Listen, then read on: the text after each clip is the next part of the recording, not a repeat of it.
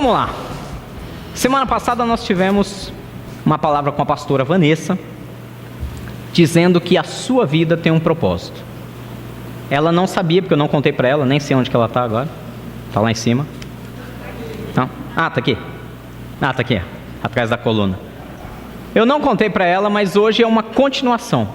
Aquela palavra falou tanto ao meu coração, mas tanto ao meu coração, que eu falei, a gente precisa continuar nesse assunto. E aí eu pergunto, você que já ouviu, que estava aqui ou que assistiu o culto pelo YouTube, pelo canal no YouTube, você sabia que a sua vida tem um propósito? Você está convicto que você não está aqui por acaso? Sabe as grandes perguntas da filosofia? Quem somos? De onde viemos? E para onde vamos?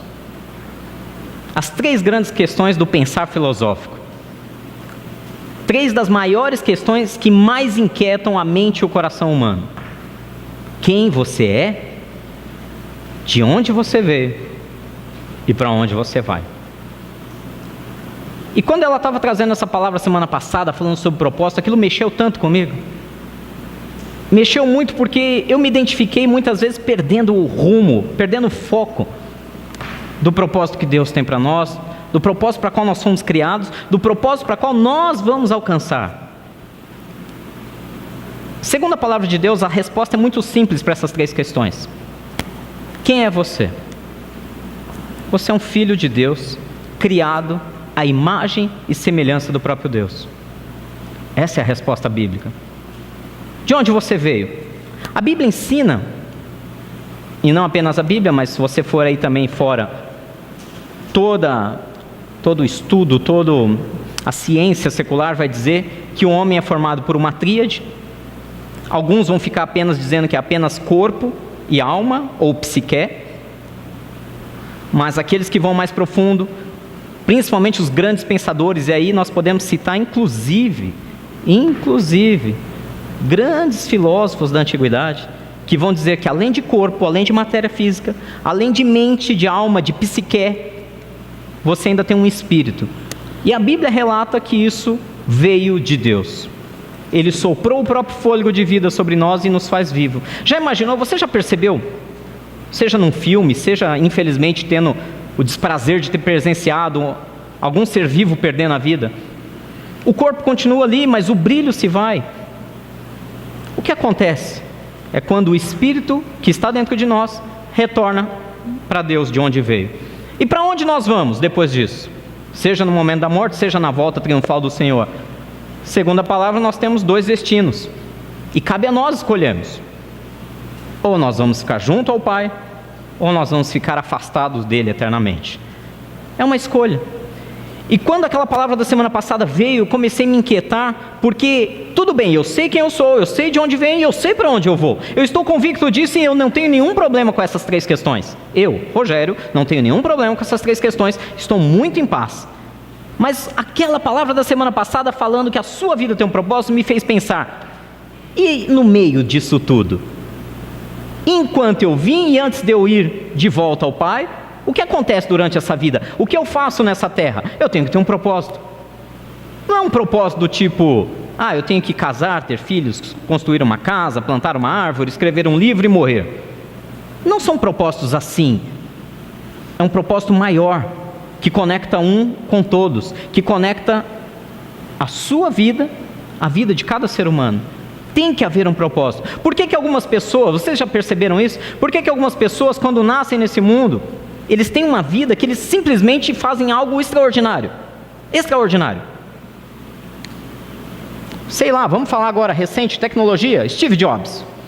O cara veio e juntamente com um grupo de amigos, revolucionou o conhecimento da ciência da informática. Vamos falar de pessoas como Gandhi, como Mandela. Por que pessoas vêm e fazem coisas tão extraordinárias e às vezes a gente fica ali preso no nosso mundinho, sofrendo, sem conseguir ver saída, correndo em círculos?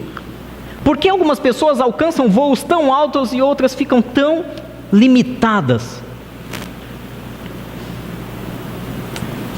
Boa parte da resposta está nisso. Saber, na sua mente, e trazer para o seu coração que você tem um propósito e buscar esse propósito. Você sabe qual é o seu propósito de vida? Você tem noção de qual é o seu propósito de vida? Você já percebeu que muitas das nossas angústias, nossos problemas, nossas dores, são porque a gente fica num círculo vicioso e não sai daquilo, pensando no mesmo problema todo santo dia? É o problema financeiro, é o problema no relacionamento da família, é aquele problema de saúde que me inquieta. E nós ficamos correndo, e você acorda de manhã e vai dormir, e quando chega no outro dia, começa tudo de novo igualzinho. Os mesmos cansaços, os mesmos incômodos, os mesmos problemas, e os anos estão passando, nossos cabelos vão ficando mais brancos, nossa barriga vai crescendo, pelo menos a minha. O tempo vai passando, nossas inquietações não mudam, nossos medos são os mesmos, nossos problemas são os mesmos, e o tempo está passando. O tempo está passando e nós não estamos vivendo o melhor de Deus. Deixa eu contar uma história para vocês. Vou tentar resumir. O reino de Israel, o primeiro rei de Israel foi Saul. Antes Israel era apenas o povo de Israel.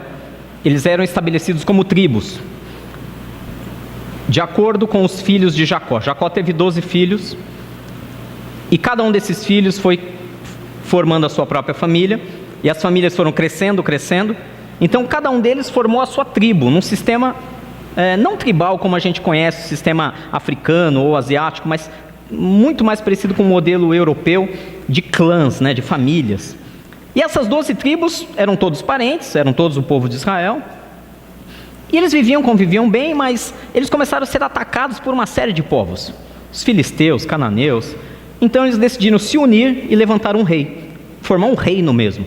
Então Saul foi o primeiro rei de Israel, na sequência vem Davi, você lembra da história, e depois que Davi morreu, seu filho Salomão assumiu o trono. No reinado de Salomão nós tivemos o tempo de maior prosperidade e paz que Israel já viu em toda a sua história. Só que quando Salomão morreu, mais ou menos em 930 antes de Cristo, o seu filho Roboão assumiu o trono. E no primeiro ano do reinado de Roboão, houve uma rebelião, e o reino de Israel foi dividido em dois. É chamada isso pela história e pela Bíblia como a revolução de Jeroboão. Jeroboão guerreou contra o rei, dividiu Israel em dois, e aí ficou o reino do norte, chamado de Israel, reino de Israel, com 10 das 12 tribos, apoiando o Jeroboão, que era aquele que se insurgiu, e o reino do sul, chamado de Judá, com apenas 2 tribos, onde o neto de Davi, filho de Salomão, reinou, onde só tinha a tribo de Judá e a tribo de Benjamim. Então ficou 10 contra 2, reino do norte Israel, reino do sul Judá, capital do reino do norte, reino Israel, capital Samaria, reino do sul Judá, capital Jerusalém. Muito bem. Esse reino do norte teve uma série de sucessões de golpes, insurgências, e teve vários reis, e esse reino caiu para os assírios. O reino assírio, que vinha do norte, dominou o reino de Israel.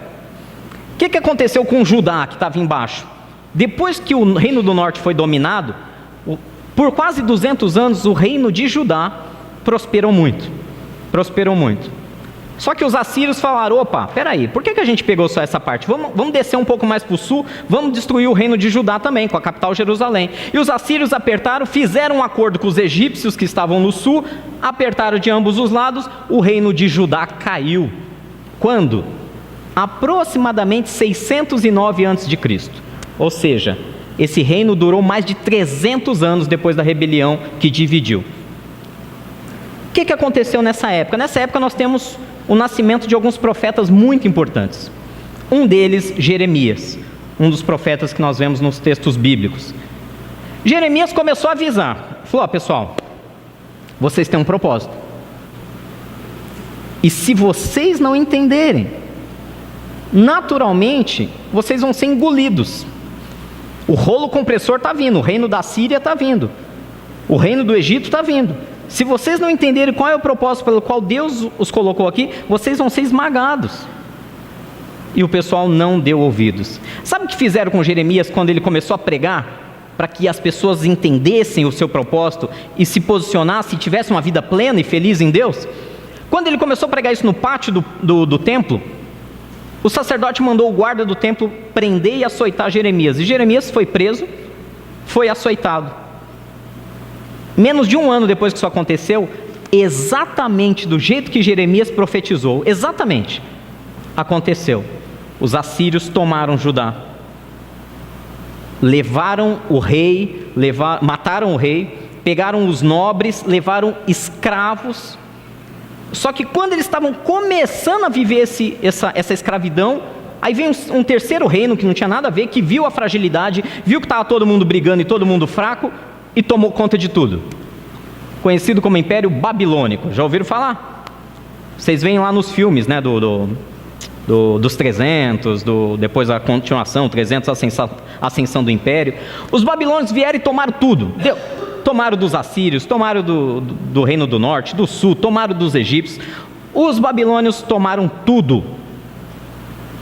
Invadiram Jerusalém, destruíram o templo, destruíram toda a cidade de Jerusalém, toda. Desmontaram cada casa, colocaram fogo em tudo, assassinaram crianças, estupraram mulheres, levaram homens cativos para a Babilônia. E tudo que Jeremias profetizou que ia acontecer, aconteceu. Essa é só uma introdução histórica. Vamos lá no livro de Jeremias, capítulo 29. Jeremias, capítulo 29, nós vamos ler a partir do versículo 1, acompanha aí. Diz assim: este é o conteúdo da carta que o profeta Jeremias enviou de Jerusalém. Jeremias ficou preso em Jerusalém. Aos líderes que ainda estavam entre os exilados, aos sacerdotes, aos profetas e a todo o povo que Nabucodonosor deportara de Jerusalém para a Babilônia. Isso aconteceu depois que o rei Joaquim e a rainha mãe, os oficiais do palácio real, os líderes de Judá e Jerusalém, os artesãos e os artífices foram deportados de Jerusalém para a Babilônia. Ele enviou a carta por intermédio de Eleasa, filho de Safã, e Gemarias, filho de Ilquias, os quais Zedequias, rei de Judá, mandou a Nabucodonosor, o rei da Babilônia.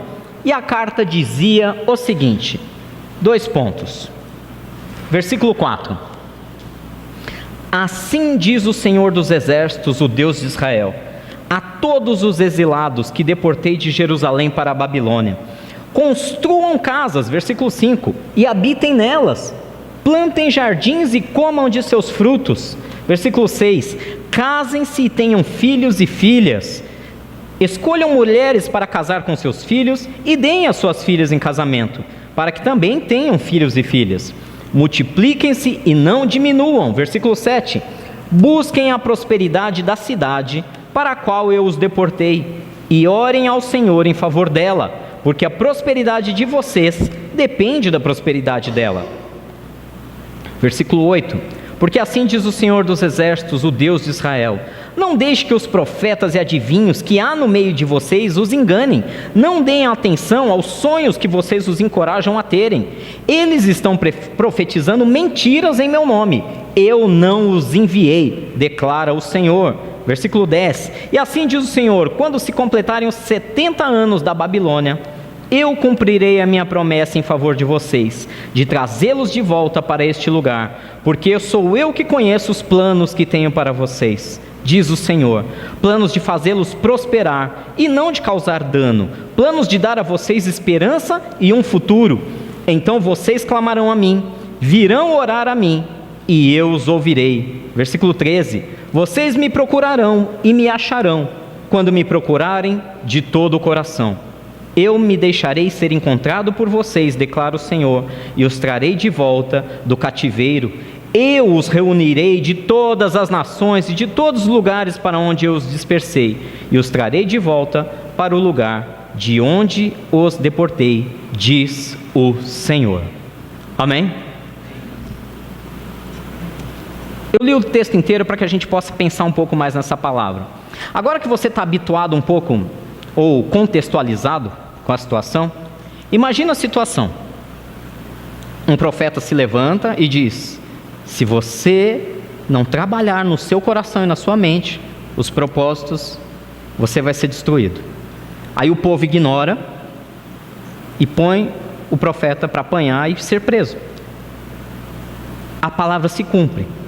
Um outro reino invade, destrói toda a tua cidade, tuas casas, teus ganhos, e te leva ainda escravo para outro lugar, para a terra deles. Aí vem uma palavra dessa de Deus dizendo: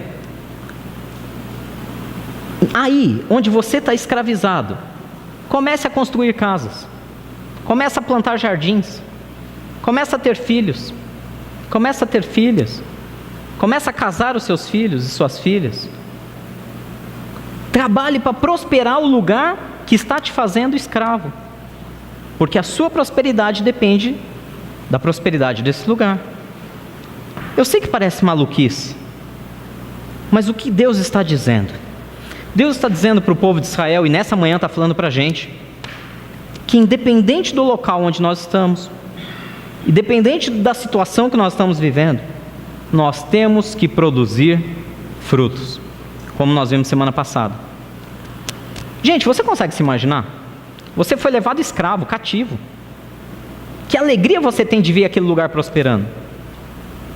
Imagina uma situação, você está lá, trabalha talvez numa empresa, e aquele quadro entre CEOs, diretores, proprietários, sócios, eles começam a te afligir e te colocar uma cultura sobre-humana de esforço, e vão exigindo e sugando a tua energia, tuas forças, sugando o teu ânimo. Tem dia que você não tem nem vontade de trabalhar, de tamanho inferno aquele lugar se tornou. E aí Deus fala: produza mais nesse lugar, produza mais frutos, plante, colha, trabalhe pela prosperidade, porque se esse lugar prosperar, eu prospero você. A sua prosperidade depende da prosperidade da cidade.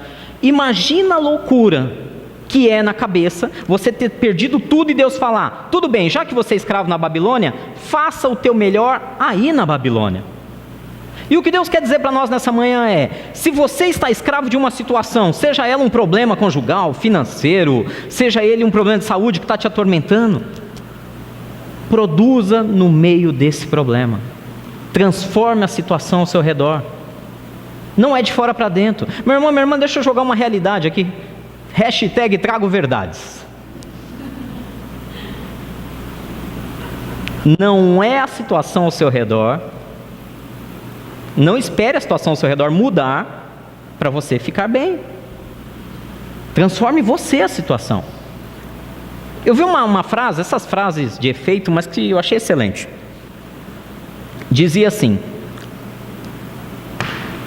o que faz afundar um navio não é o oceano que está ao seu redor. Porque enquanto o oceano estiver fora do navio, e o seu casco estiver intacto, o navio continua indo bem. O problema é quando o oceano entra dentro do navio. Se por algum motivo há um furo no casco, ou uma tempestade forte faz com que a água entre, aí esse navio afunda. Em outras palavras, o que te afunda é se você permitir que o mar de problemas que está ao seu redor entre dentro de você. Se você começar a dar abertura: pastor, mas é difícil, às vezes são tantos problemas e quando eu percebo eu já estou sufocado por aqueles problemas. Para isso, Jesus estabeleceu na terra um negócio chamado igreja. Não é igreja no sentido de templo, de paredes, eu já expliquei isso para vocês. Igreja é o corpo de Deus na terra, o corpo de Cristo na terra. Homens e mulheres que amam a Deus, que temem a Deus e que juntos ajudam uns aos outros, choram uns com os outros, desabafam uns com os outros, apoiam uns aos outros, oram uns pelos outros, consolam uns aos outros, levantam uns aos outros. Isso é igreja. O problema está grande. A maior estratégia do mundo espiritual que o inimigo usa é o seguinte: eu quero arrebentar e destruir a vida de uma pessoa. O que eu faço? Eu coloco uma porção de problemas de tal maneira que ela não consiga mais se preocupar com mais ninguém, só com ela e com os problemas que ela está enfrentando. E quando você entra nesse círculo vicioso de se preocupar com o seu problema. Acorda e dorme e o problema continua, não muda, e você vai se preocupando, gastando energia, se desgastando. Enquanto isso acontece, o inimigo te separou. Sabe aquela história das ovelhas que estão reunidas? Aí vem um lobo. O que o lobo faz? Ele não vai atacar o rebanho inteiro. Se ele cair no meio do rebanho, as outras ovelhas vão dar cabeçada e vão matar ele. Então o que ele faz? Ele vem pela lateral e ele faz uma ovelha, se desviar, e tira de perto do rebanho, e começa a perseguir ela, levando ela para longe do rebanho. Quando ela está distante do rebanho, acabou. Ela é presa fácil para um lobo. O lobo devora ela. A mesma coisa acontece com os cristãos. O inimigo coloca um problema aqui, um problema ali, um problema ali. Daqui a pouco você nem lembra que as pessoas ao seu redor existem. Você está tão focado na sua situação, na sua dificuldade, e quando você olha, cadê todo mundo? Estão ali prosperando, e você está ali preso naquele mundinho, sendo um alvo fácil para os lobos ao seu redor. O que Deus está dizendo é: prospere onde Ele te colocou. Como que eu faço isso? Como que eu faço isso? Sabe aquela história quando Deus fala que plante um jardim? Eu me lembro que quando nós fizemos uma viagem missionária para o Haiti, 1 ano após o terremoto ter acontecido, e eu fui com um grupo de irmãos lá para o Haiti. A gente passou um tempo lá ajudando, e um dos trabalhos que a gente estava fazendo era a reconstrução de uma igreja. A igreja foi totalmente demolida pelo terremoto, não sobrou nada, caiu tudo. E aí a gente chegava no terreno e era aquele monte de escombro, de entulho, sabe, aquela coisa triste de ver. E nós começamos a trabalhar ali na reconstrução. E um dia eu estava lá carregando pedra, aquela coisa toda, e Deus falou muito comigo isso, falou: dá uma olhada nesse lugar. E eu olhei ao redor. Não era apenas o terremoto, estava tudo sujo. O terreno da igreja, onde a igreja estava demolida e o pessoal já estava tirando as pedras, estava sujo, garrafas PET jogadas, mato crescendo, sabe assim, o lugar estava... Porque o problema era tão grande, que na cabeça das pessoas a última coisa que nós vamos pensar é manter esse ambiente organizado e limpo. E aí eu peguei uma equipe e falei: nós vamos limpar esse lugar e nós vamos arrumar o jardim. Os caras falaram: você está de brincadeira. Não, você está de brincadeira. O jardim? O jardim. Não, mas quem liga para isso? A gente tem que construir a parede, levantar o teto, pôr a laje. Nós vamos limpar. Nós gastamos 3 dias limpando, tirando sujeira, entulho, acertando, montando um jardim, colocando flores, literalmente. Gente, é absurdo o poder que o Espírito Santo tem de trabalhar quando você se dispõe a fazer aquilo que Ele pediu. Ainda estava destruído? Sim, era o Haiti. Mas imagina aquele local com a terra toda plana, bonitinho, toda rastelada, toda nivelada, sem entulhos, sem lixo, com um jardim na frente bem verdinho, com flores nascendo. Não tinha uma pessoa que não passasse na avenida, que não olhasse e falava: que lugar? O que fizeram aqui? Nossa, como esse lugar está bonito. Gente, a igreja estava no chão, mas as pessoas falavam: nossa, como está bonito esse lugar. Por causa da limpeza, organização e um jardim na frente. Curioso. Sabe o que aconteceu? As pessoas começaram a ver aquilo, pessoas que eram da comunidade, mas que não davam a mínima para a igreja, começaram a ir ajudar na reconstrução da igreja. Você já reparou uma coisa? Quantos aqui já foram usuários de metrô por um bom tempo em São Paulo? Pouca gente, né? A maioria é mais desse lado. Fiquei muitos anos em São Paulo. Você já percebeu que no metrô, isso é uma teoria chamada teoria da janela quebrada, né? Você já percebeu que no metrô tudo é limpinho?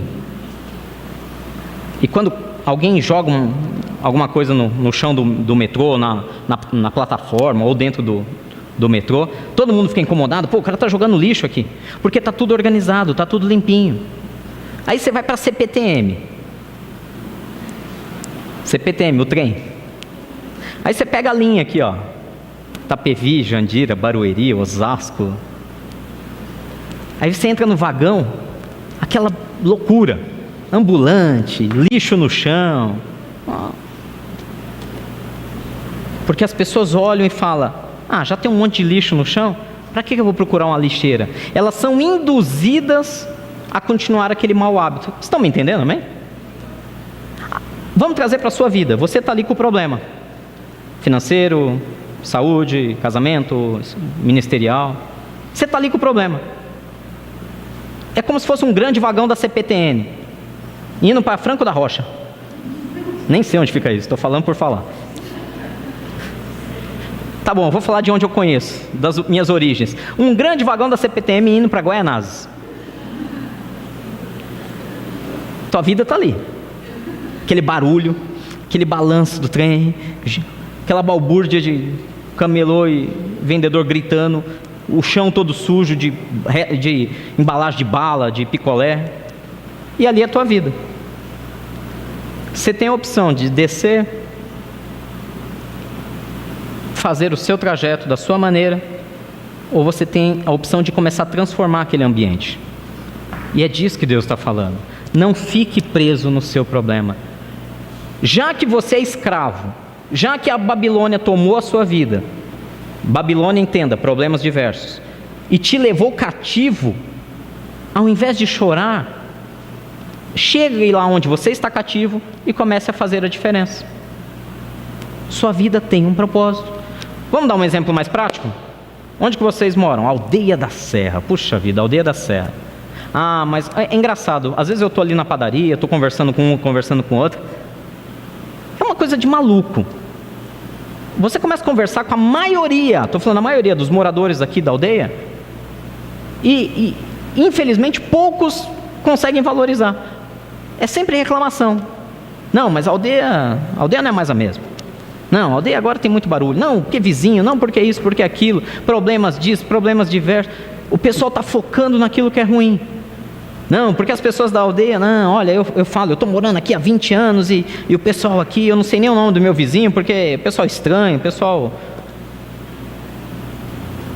Talvez você está na Babilônia e está na hora de você frutificar. Olha o que Deus falou aqui, só para você ter uma noção, quando ele diz assim, versículo 4: assim diz o Senhor dos Exércitos, Deus de Israel, a todos os exilados que deportei de Jerusalém para a Babilônia: construam casas, habitem nelas, plantem jardins e comam dos seus frutos. Casem-se, tenham filhos e filhas, escolham mulheres para casar com seus filhos, deem a eles suas filhas em casamentos, para que também tenham filhos e filhas, multipliquem e não diminuem.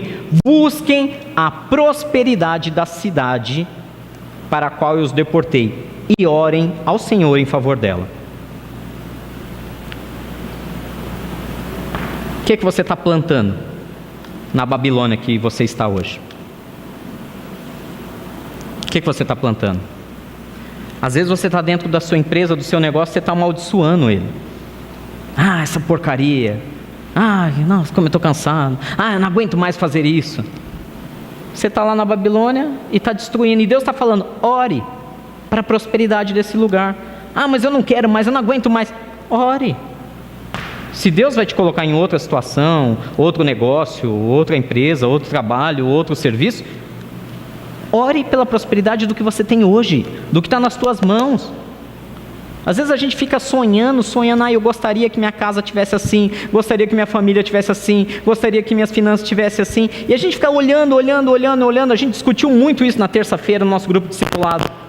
A gente fica olhando expectativas lá no alto, e contentamento com o que tem, quase nada. O que nós temos está aqui, os nossos sonhos estão lá em cima. E se você, ao invés de ficar simplesmente olhando e sonhando e falando: eu não atinjo isso, eu não tenho isso, eu não consigo isso, se ao invés de ficar olhando para lá, você traz a sua expectativa para a sua realidade e começa a valorizar a situação que você está, a situação que você vive, e começa a produzir no meio da situação que você vive, você vai ver como vai crescer. É a velha máxima de: se a vida te der limões, faça uma limonada. É o que Deus está falando. Você tem um propósito nessa terra, meu irmão. Não adianta. Enquanto você está ali sofrendo, teu filho ou tua filha está precisando de atenção. As crianças estão crescendo carentes de apoio paterno e materno. Apoio não é só dar o tablet, não é só dar o celular e falar: fica quietinho aí. É abraço. É mais do que perguntar como foi a escola. É se interessar de fato pelo que a criança está desenvolvendo e aprendendo. Ah, mas eu estou cheio de problemas. Qual é a sua prioridade? Não, mas eu estou fazendo isso pelos meus filhos. Eu estou trabalhando mais, sonhando mais pelos meus filhos. Gente, cansei de ver essa história. Cansei. Eu não vou nem citar o número de vezes que eu vi isso acontecer aqui com amigos nossos, que trabalharam igual um maluco para deixar um patrimônio para o filho, e quando morreram, não tinham sequer o carinho dos filhos, porque os filhos não tinham relacionamento algum com os pais.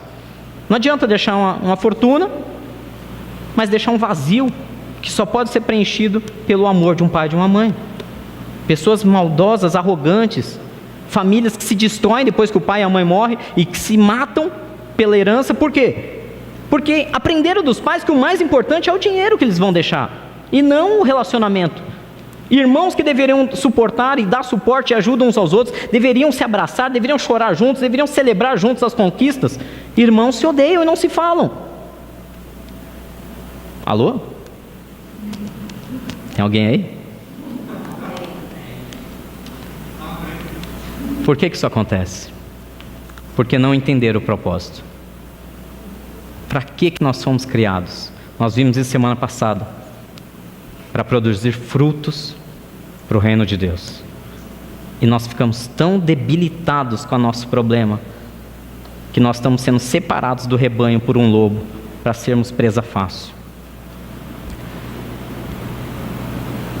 Construam casas e habitem nelas. Deus está falando sobre sua família. Pastor, minha família, olha, eu perdi a esperança. Deus não está falando para você ter esperança. Deus está falando para você fazer. Faça. Construa a casa e habite nela. Não está falando de casa física apenas. Como que eu construo minha família? Como que eu construo minha casa? Amando, perdoando todo dia as ofensas que nós ouvimos, caminhando uma segunda milha, orando muito por ela. Construa casas. Construa sua casa. É você que constrói o seu ambiente. Eu não tenho como mudar as pessoas, pastor. Correto. Ninguém tem como mudar ninguém, a não ser que a própria pessoa se deixe ser mudada pelo Espírito Santo de Deus. A questão é, você está dando condições e terreno ao redor dela para que isso aconteça? Para que Deus a alcance? Ou você está cada dia mais entrando em confronto, em atrito, fazendo com que essa pessoa tenha aversão à palavra de Deus? Construa casas e habite nelas. Depois ele fala, plantem jardins e comam dos seus frutos. Está falando de trabalho. O seu emprego, o seu trabalho, sua capacidade, a inteligência que Deus te deu, os dons, as habilidades que você tem, não são apenas para ficar ali choramingando, é para ir dar fruto. O que você faz de melhor? No que você é mais habilidoso? Qual é a sua melhor experiência profissional? Caia de cabeça nisso que você é bom. Faça. Ao invés de ficar focado na avalanche que está vindo, correndo atrás de você, foque naquilo que Deus te deu de dom, de talento, de habilidade. Produza, trabalha.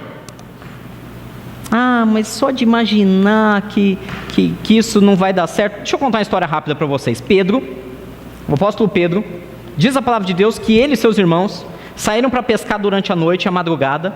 Pescaram a noite, a madrugada inteira. E joga a rede, e puxa a rede no mar, e joga a rede, e puxa a rede. Quando amanheceu, ele voltou para a praia e não pegou nada, nem sequer um peixinho. Gente, Pedro era filho de pescador. Pedro cresceu pescando. Aí eu pergunto para você acha que Pedro era um bom ou mau pescador? O cara cresceu fazendo isso, ele só fazia isso da vida todo santo dia. Vocês concordam comigo que Pedro era um excelente pescador? Que ele tinha muita habilidade e sabia o que estava fazendo? Mas não pegou nada. Trabalhou a noite inteira e não pegou nada. Aí vem Jesus, quando ele está voltando para a praia, Pedro está voltando para a praia com o barco. Jesus, eu vou usar aqui teu barco de púlpito, nós vamos falar com as multidões, afasta um pouquinho da areia. Terminada a pregação, Jesus fala, agora vai para o alto mar e lança as redes. O que Pedro respondeu para ele? Vocês se lembram? Senhor, trabalhei a noite inteira e não apanhei um peixinho sequer. Tipo assim, Jesus, você está querendo me ensinar a pescar? Eu cresci, eu sou filho de pescador, eu nasci, eu cresci no mar. Eu sei o que eu estou falando, Jesus. Eu trabalhei, não peguei nada. Hoje o mar não está para peixe. Mas logo na sequência, Pedro emendou outra frase. Qual foi? Porém, sob a tua palavra, porque o Senhor está dizendo, eu vou lançar as redes. E aí o que acontece? Nós temos lá o exemplo da pesca maravilhosa, onde diz que quando Pedro e seus irmãos lançaram as redes, veio tanto peixe, que o barco quase afundou por causa do peso, a ponto dele ter que chamar outros barcos e dividir a carga. Ele falou, peixe para vocês também, porque senão nós vamos afundar. Ou seja, não foi apenas abundante para ele a pesca, mas ele abençoou outros ainda que estavam ao redor. Vocês estão me entendendo, amém? Ai, puxa, Deus te deu talentos, te deu habilidades, te deu... mas eu já trabalhei tanto em cima disso e não está funcionando. Pois hoje Deus está liberando a palavra. Prospere, trabalhe nesse lugar, plante jardins e colha dos seus frutos ali na Babilônia. Se até agora não estava funcionando, faça de novo, porque sob a palavra de Deus vai produzir. É assim que funciona. É assim que funciona. E ele ainda falou, construa casas, habite, plante jardim, colha dos seus frutos, tenham filhos e filhas. Não é apenas filhos e filhas naturais. Quando a gente fala do reino, filho é aquele que você projeta nele mais do que em si mesmo. Eu tenho certeza que todos vocês que são pais e mães, vocês sonham no mínimo para os seus filhos que eles sejam mais prósperos do que você já foi, que eles sejam mais felizes no amor do que você já foi, que eles sejam mais saudáveis do que você já foi, e que eles te superem em tudo. Esse é o desejo natural de um pai e de uma mãe, que nossos filhos sejam melhores que nós, em tudo, e que na nossa velhice a gente possa olhar e dizer, eu criei um ser humano digno de adorar a Deus. É esse ou não é o sentimento? Só que a gente pode fazer isso no reino também. Você pode ter filhos e filhas espirituais. Quando você ora por alguém, quando você se preocupa, quando alguém entra por essa porta e você vê que o semblante da pessoa não está bem, e você fala, está tudo bem, eu quero orar por você. Você está gerando filhos e filhas na fé. Quando você se dispõe a ir orar com alguém na casa dele, quando você convida alguém para tomar um café, e não para falar dos seus problemas, mas para ouvir, apenas para emprestar os seus ouvidos, para ouvir o que essa pessoa está vivendo, as dificuldades que ela está enfrentando, você está gerando filhos e filhas na fé. Gente, olha, eu falo hoje como pastor. Como pastor não há um maior orgulho, não há maior alegria do que ver Deus operando através da vida dos filhos espirituais, daqueles que foram chamados por Deus, que de alguma maneira você foi um instrumento para abençoar a vida deles, para instruí-los em algum caminho, e hoje você vê eles frutificando. Não tem maior alegria. Eu estava falando para vocês, e eu não tenho por que esconder. Domingo passado eu cheguei a chorar de alegria, porque as crianças foram... Foi domingo passado, né, que as crianças foram para a Ípica, né? Eu recebi um relatório, logo depois que acabou o evento lá, eu recebi um relatório das crianças se divertindo na Ípica, tudo mais, da reunião do Ministério Infantil com os pais aqui no sábado. Gente, e aquele relatório me fez chorar de alegria. E eu falei, não tem maior prazer. Se eu já estou feliz, imagina Jesus. Pessoas que estão dispondo das suas habilidades, do seu tempo, dos seus talentos, abrindo mão de descanso para estar abençoando e edificando as crianças no caminho que você deve andar. Isso é lindo. Cada um de vocês que abre a casa, abre a porta para ter um Domus na sua casa. Cada um de vocês que vem e participa de um curso, seja do Casados, do Crowd Finanças, Educando Filhos. Cada um de vocês que se envolve, essa é a nossa alegria. Nós vemos isso como filhos e filhas espirituais que estão produzindo. E quando vocês abençoam a vida de alguém, melhor ainda. Eu achei tão bacana, eu já falei isso semana passada e retrasada, quando a Michelle estava no hospital, a pastora Vanessa falou isso também. A Michelle ficou internada sem previsão de alta.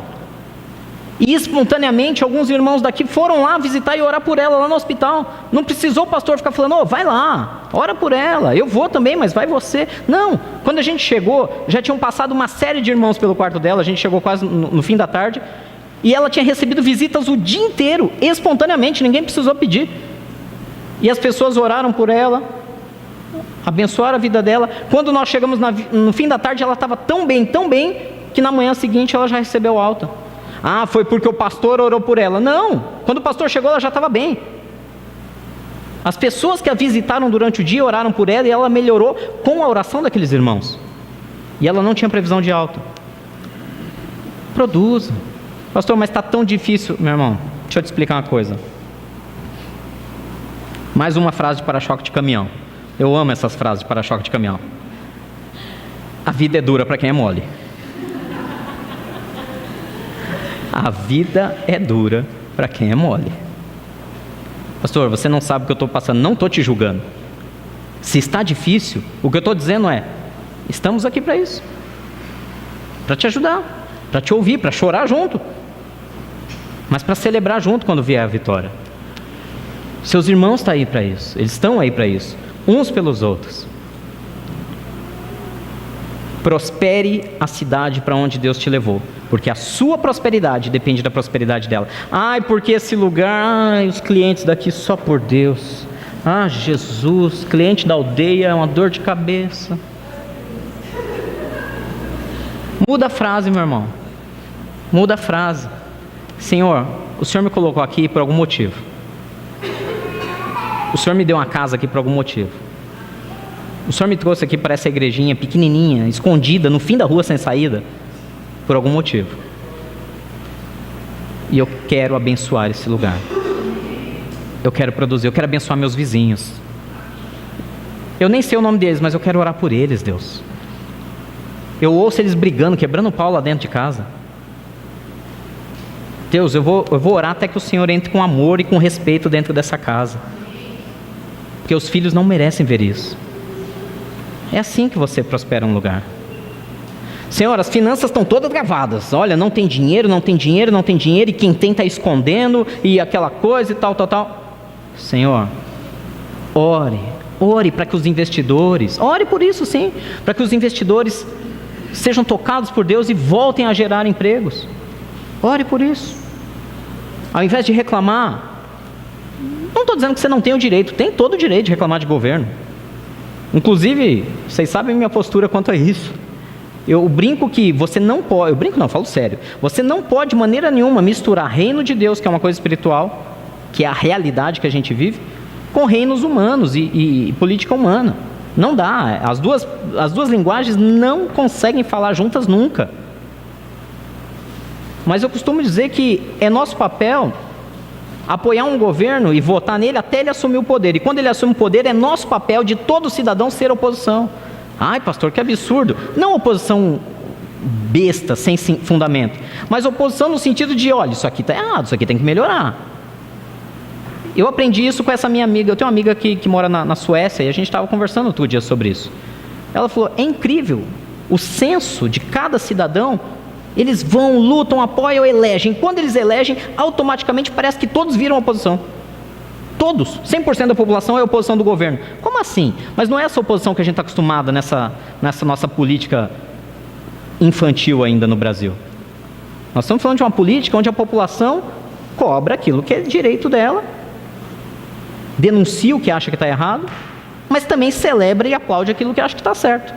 Mas dizendo para o governante, você trabalha para nós. Não faça besteira aí não. É fantástico. Ah, mas é outro mundo, é outra cultura. Tudo bem, faça o seu papel. Prospere a tua cidade. Em vez de ficar só reclamando do governo, ou ficar só elogiando sem olhar os lados errados, vá e faça algo útil, que vá transformar. Faça. Eu preciso parar por aqui, eu tinha tanta coisa para falar, mas o tempo hoje não permite. O tempo não permite. Você tem um propósito para estar aqui. O que você vai fazer com isso? O que você vai fazer com essa informação? Já parou para pensar? O que você vai fazer com essa informação? Ah, eu desisto. Ou vai continuar orando? Ou vai continuar falando oi, insistindo? Você escolhe. O que você quer fazer com essa informação? Quer prosperar? Vai continuar trabalhando mesmo as circunstâncias dizendo que não tem jeito? Vai continuar orando pela sua família mesmo dizendo, os olhos falando não dá mais?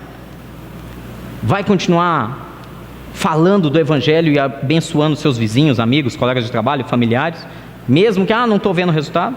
Ou vai desistir de tudo e falar, Deus, eu não tenho mais propósito? Você tem um propósito, você não está aqui à toa, eu não estou aqui à toa. Deus quer fazer mais do que a gente pensa. Qual que é a recompensa de tudo isso? Deus fala que depois daqueles 70 anos vai tirar o povo da Babilônia. Ele ia prosperar a Babilônia, e 70 anos depois Deus prometeu que ia tirar de lá e ia levar eles para o paraíso. É isso que Deus está falando. Não estou dizendo que tua dor vai levar 70 anos, né? Pastor, meu problema vai durar 70 anos. Não, calma. Deus estabeleceu um prazo para eles ali. Qual é o nosso prazo? Não sei. Eu não sei. Deus não me entregou essa revelação. Para o povo de Israel, depois de 70 anos, engraçado, você pode ir nos livros de história, isso aqui não é a história da carochinha, não, é fato verdadeiro e histórico. Tanto nos livros dos babilônicos, como nos históricos hebraicos, o primeiro cativo foi levado entre 608 e 609 a.C. E exatamente 70 anos depois, em 639, entre 639 e 638, o rei Ciro da Pérsia invadiu a Babilônia, destruiu o Império Babilônico e libertou Israel, e eles voltaram para Jerusalém. Exatamente 70 anos depois, como Jeremias profetizou. Vocês acham que isso é coincidência? Vocês acham que isso é coincidência? Ou era Deus falando, faz o teu melhor, prospera esse lugar, viva bem, não fica aí choramingando porque você está escravo, viva a melhor vida possível, eu vou te abençoar, e em 70 anos eu vou levar minha nação de volta. Faz tua parte, você tem um propósito, escolhe hoje. O que você escolhe?